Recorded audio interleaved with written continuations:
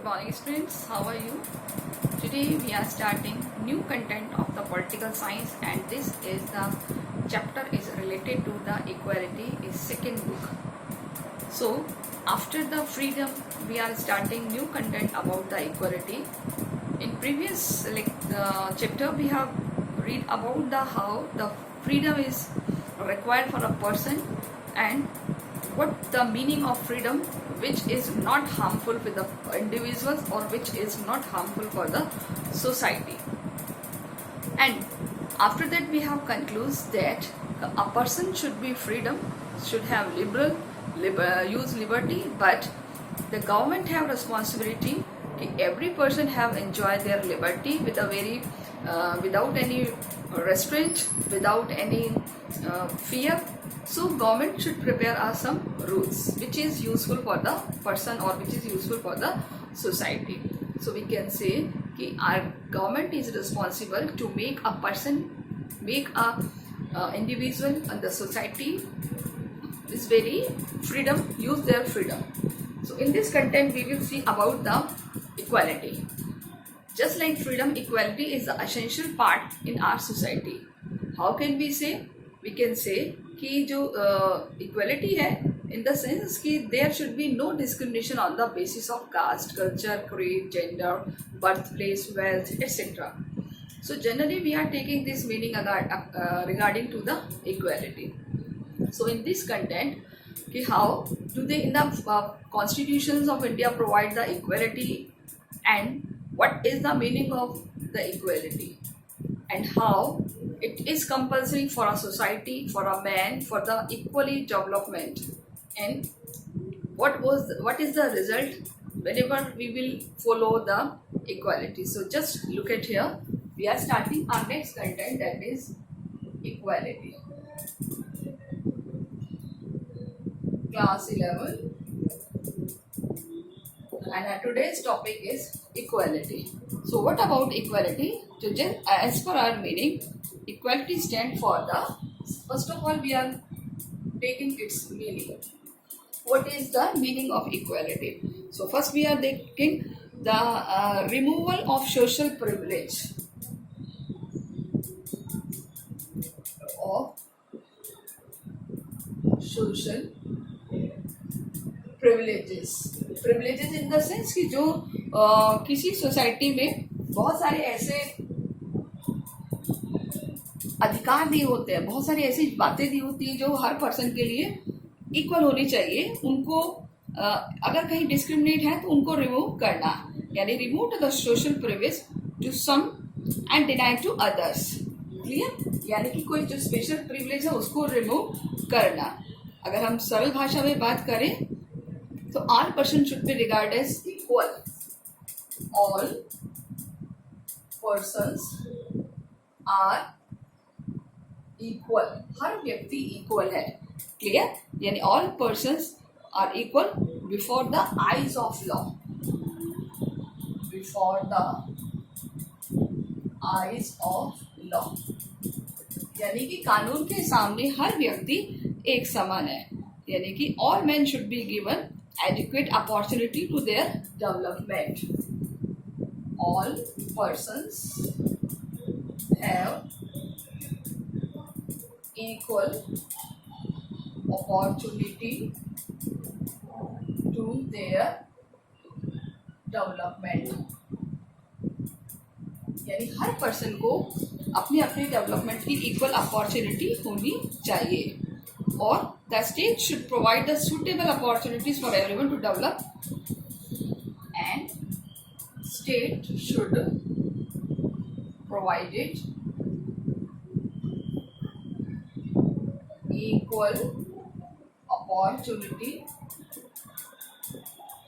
to every person.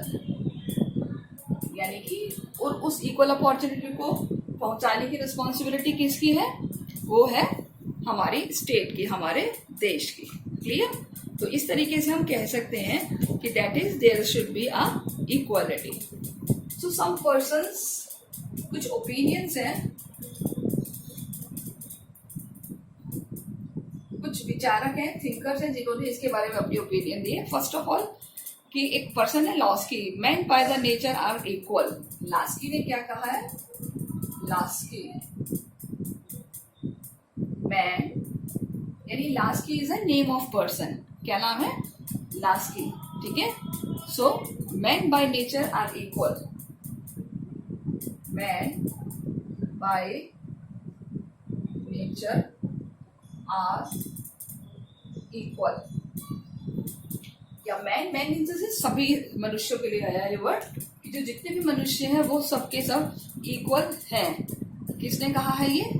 Sorry, ये lock है, यहाँ पर आपको इसको लॉक कर लीजिए। जॉन लॉक, लास्की का भी हम बाद में लिखते हैं लॉक। ठीक है। अब हम लास्की का लिखते हैं।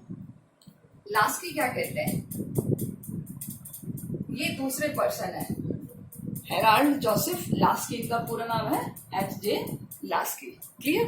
तो ये अभी जब हम आगे और बड़ी क्लासेस में जाएंगे तो इनके नाम बहुत फेमस हो जाएंगे। लॉक है, रूसो है, अरस्तु है, अरस्तु का नाम आप सुनते ही हो, लास्की है। तो इस तरीके से ये कुछ ऐसे इंपॉर्टेंट नेम्स हैं जो हमारे लिए बहुत काम आते हैं। तो लास्की क्या कहते हैं? External vigilance is, external vigilance is, यानी कोई भी एक्स्ट्रा जो vigilance is the price of liberty,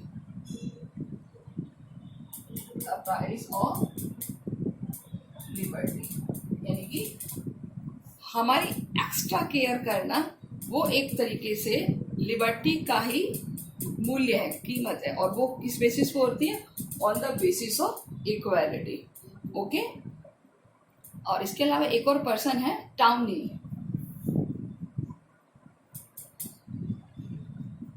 tawny, tawny क्या कहते हैं? देखिए, a large measure of equality, a large measures of equality, यानी कि अगर हम एक बड़े लेवल पर इक्वालिटी को मेजर करें, so far from being inimical to liberty, so far it is equal to liberty, यानी कि ये इक्वालिटी लिबर्टी के रिगार्डिंग इक्वल है, और it essential to it, and also essential means जरूरी भी है। असेंशियल इन द सेंस ये नेसेसरी भी है। क्लियर? तो हमारे लिए जहाँ फ्रीडम है वहाँ पर इक्वालिटी भी होनी चाहिए। Okay. So this is the person those who are saying that is कि there should be equality and meaning of equality. अब हम बात करते हैं इसके कुछ फीचर्स भी हैं। क्लियर? तो first of all meaning and some person those who are saying that is the what is equality. Okay. Now we are taking about the features.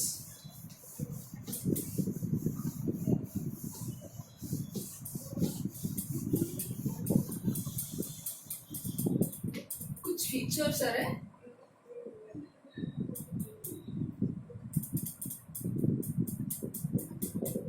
Equality की, कुछ फीचर्स अगर हम बात करें तो इक्वालिटी कब काम करती है? जब उसके हम देखते हैं कि कुछ पर्टिकुलर प्रोविजंस दिए हुए हों और उस प्रोविजंस को फॉलो हर कोई करता हो। इवन कि our government is responsible for to follow the this restrictions. First of all, absence of the special privilege. पहला इसका जो फीचर होता है that is absence of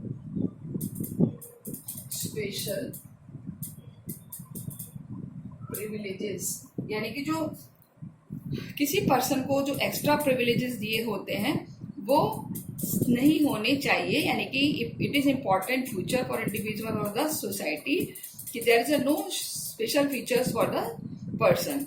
nobody is given special privilege in the basis of caste, colour, creed and religion. इसको हम थोड़ा और define कर देते हैं। On the basis of caste, creed, culture, religion, gender, और वेल्थ, यानी कि किसी को भी स्पेशल प्रिविलेज मत दो on the basis of caste, culture और क्रीड, यानी कि all persons are equal.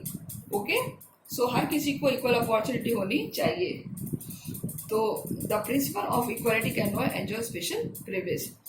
Second point अगर हम बात करें, that is provision for the adequate opportunity for development. Second, यानी कि कुछ इक्वल अपॉर्चुनिटीज होनी चाहिए. प्रोविजंस फॉर इक्वल डेवलपमेंट, यानी कि हमारे पास कुछ ऐसे प्रोविजंस होने चाहिए जो इक्वल डेवलपमेंट प्रोवाइड कराते हो. मीन्स कि every person have the state should pass such laws that no one is the state should be denied the opportunity to develop. So no one can be deprived the opportunity to make progress on the basis of provision. अगर हम बात करें तो provision of equal development, no one can deprived, यानी कि कोई भी वंचित ना रहे. Provisions for the equal development, clear? So no one can deprive from opportunity of development,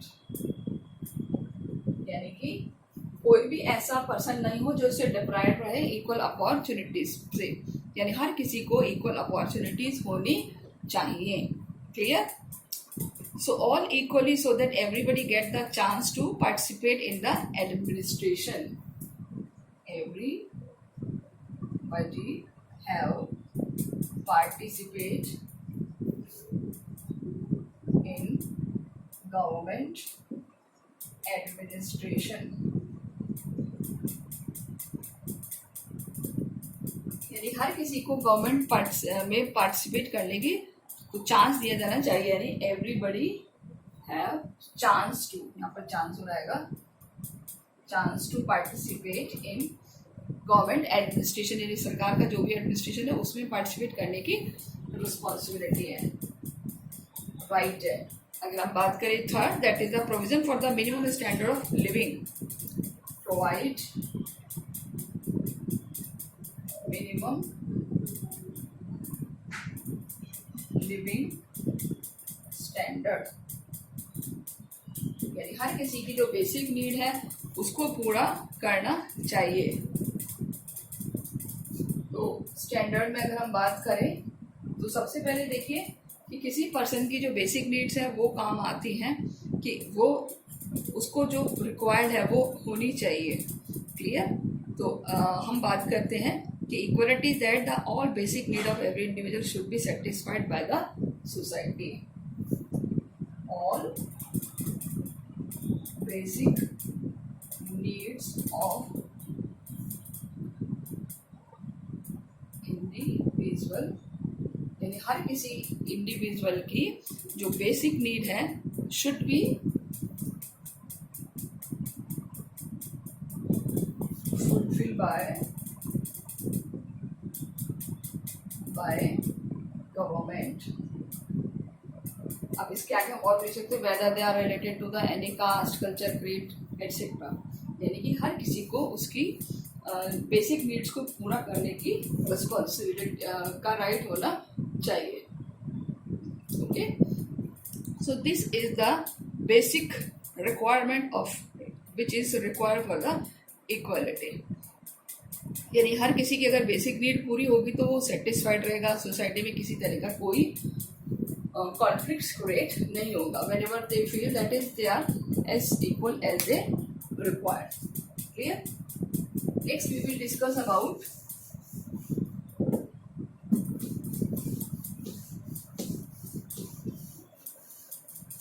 the types of the equality. कितनी तरह की इक्वालिटी होती है? देखिए, बहुत अच्छा क्वेश्चन है, बहुत बार क्वेश्चन आता है एग्जाम में. टाइप्स ऑफ इक्वालिटी, कितने तरह की टाइप्स होते हैं, यानी काइंड्स कितने होते हैं। सबसे पहले अगर हम बात करें तो उसकी जो टाइप्स है वो बहुत सारे होते हैं। क्लियर? तो कुछ मेजर हम बात करते हैं। सबसे पहले हम बात करेंगे सोशल इक्वालिटी। क्लियर? तो देखिए ये इस तरीके से मैं आपको बताती हूँ। ये हो गया सोशल इक्वालिटी। दूसरा हो गया पॉलिटिकल इक्वालिटी।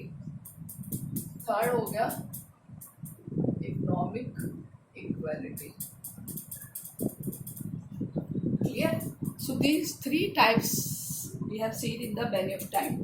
वैसे तो बहुत सारे टाइप्स होते हैं इक्वालिटीज के, but majorly there's a 3 kind of equality should be followed by the government. First of all, the social equality.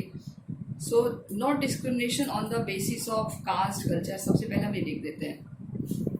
अगर इसके बारे में बात करें तो सबसे पहले no discrimination on the basis of caste, culture, religion, gender, wealth. यानी कि ये हमारी बिल्कुल टैगलाइन हो गई है कि किसी के साथ कोई डिस्क्रिमिनेशन नहीं होना चाहिए और all members of the society are socially equal and no recognized as a socially superior or inferior to any other member of the community. Second की अगर हम बात करें, all persons of the society are equal. यानी कि society के सब person equal हैं। इक्वल इन द सेंस सब समान हैं। No one is recognise as no one is not recognise, यानी कि किसी की पहचान करना, कोई भी ऐसे तरीके से नहीं जाना जाएगा। Recognise as socially superior, as socially superior, यानी कि कोई वो सोशली सुपीरियर नहीं है या इंफीरियर और इंफीरियर या इंफीरियर इन द सेंस कि कोई ऐसा पर्सन भी नहीं है कि जो सुपर हो या इंफीरियर हो to any other member of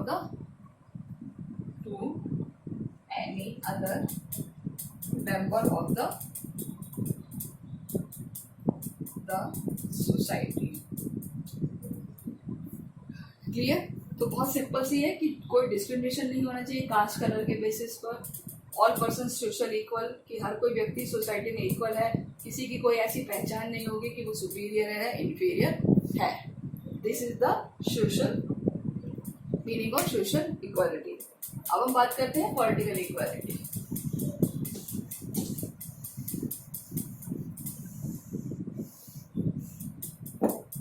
बहुत सिंपल से है ये एक्चुअली जो क्वेश्चन है हमारे यहाँ पर, कि किस तरीके से किसी पर्सन को राइट दिए गए हैं, किस तरीके से किसी पर्सन को इक्वल डिसाइड किया गया है, और इसके अलावा जो पर्सन्स हैं उनकी भी कुछ रिस्पॉन्सिबिलिटीज़ हैं सोसाइटी में कि how do they fulfil their responsibility. Okay, तो यहाँ पर हमें बहुत सारी चीज़ें इस तरीके से देखनी है। तो सबसे पहले अगर हम बात करें पॉलिटिकल, फर्स्ट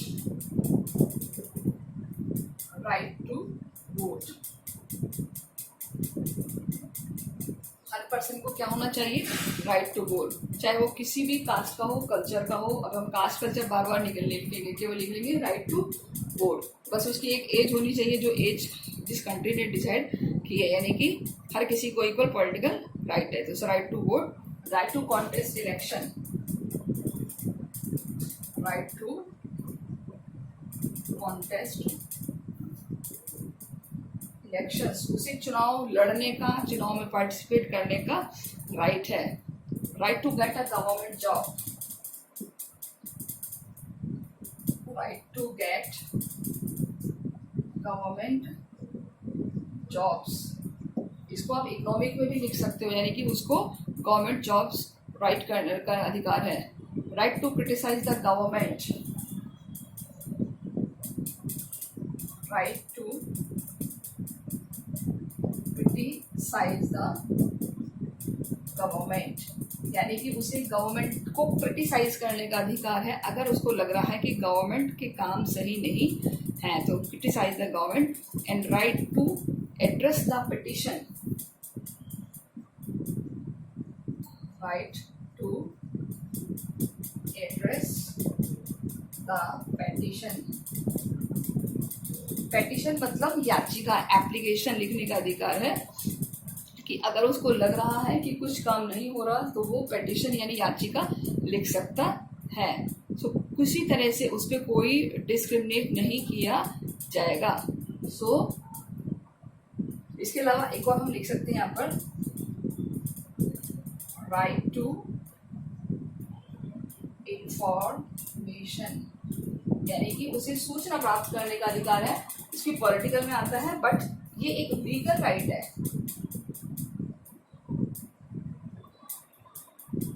फंडामेंटल राइट नहीं है, ये एक लीगल राइट है कि जिसमें आप गवर्नमेंट से जान सकते हो कि हाँ भाई क्या रिस्पॉन्सिबिलिटीज़ हैं, क्या चल रहा है गवर्नमेंट में।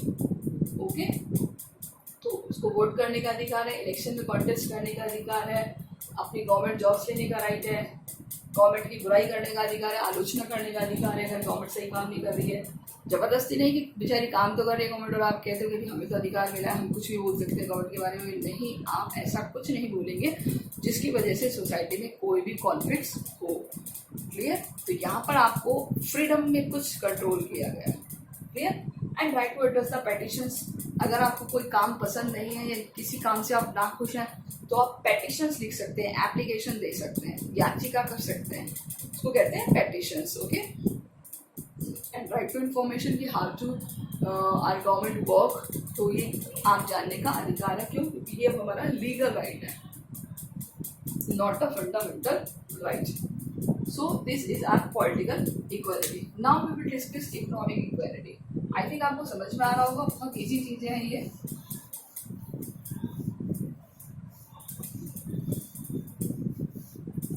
थर्ड अगर हम बात करें that is first equal. First of all मैं आपको बता देती हूँ economic equality is related to our economic expectation की बहुत सारी ऐसी सोसाइटी में हमारे ग्रुप्स होते हैं, कास्ट होती है, ऐसे पर्सन्स होते हैं, those they are disable, those they are weak, not survive to individually, so they want to need some person to they provide help.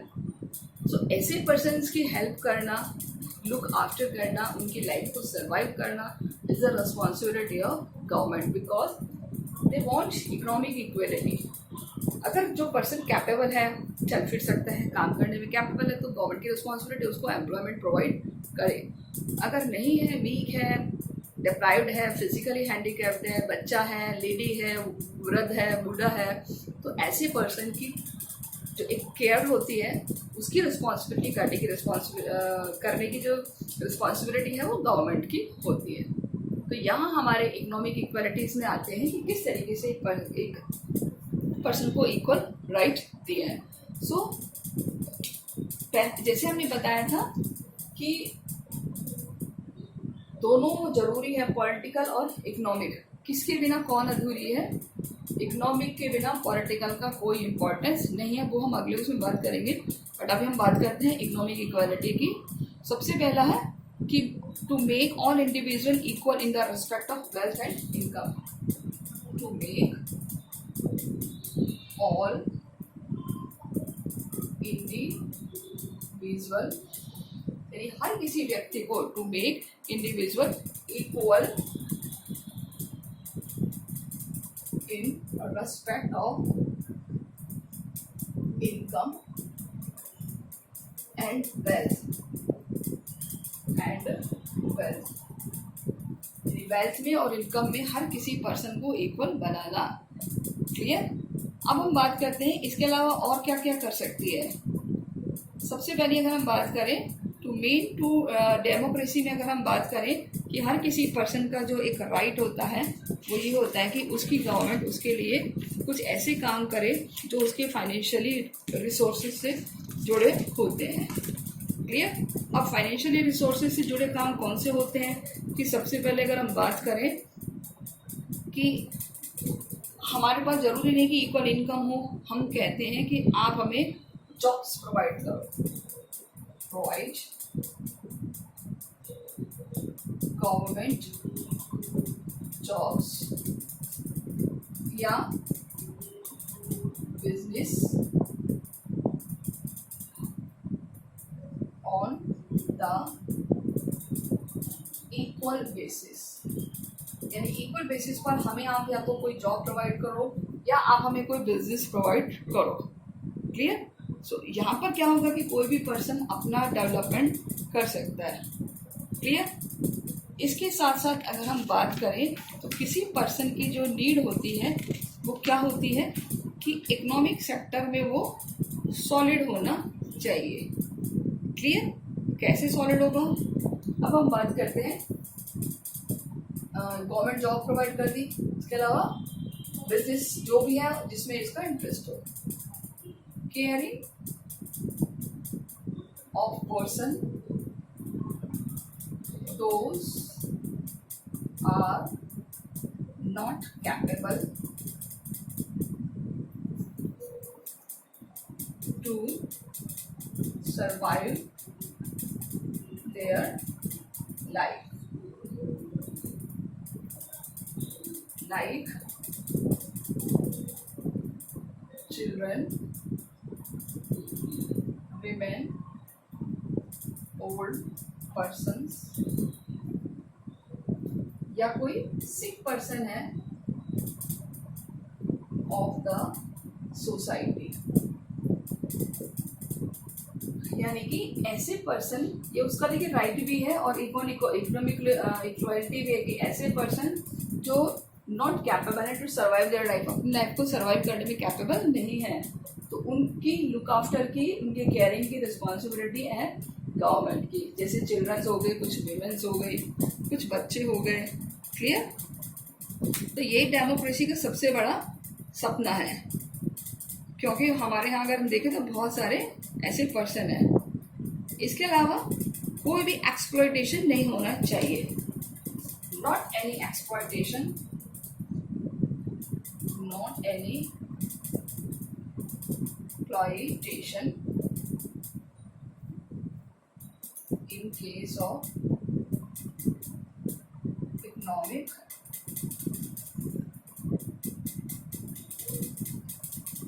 Right.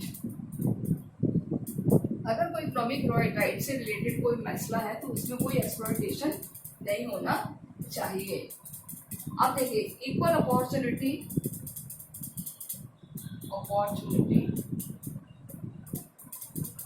For man and women in job and salaries.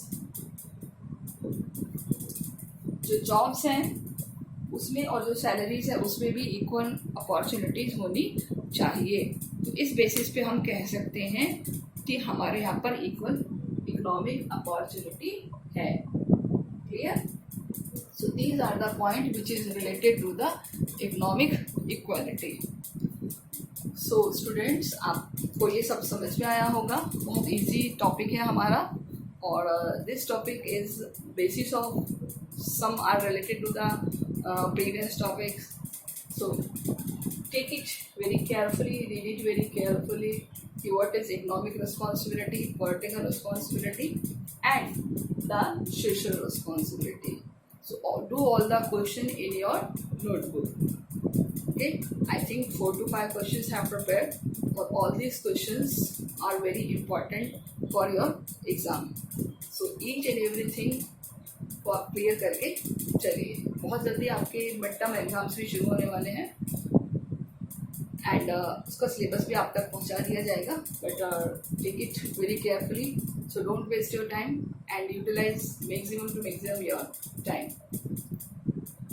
or do your work properly and neatly and regularly. So I hope you are taking much and much advantage on this days. So students, thank you so much.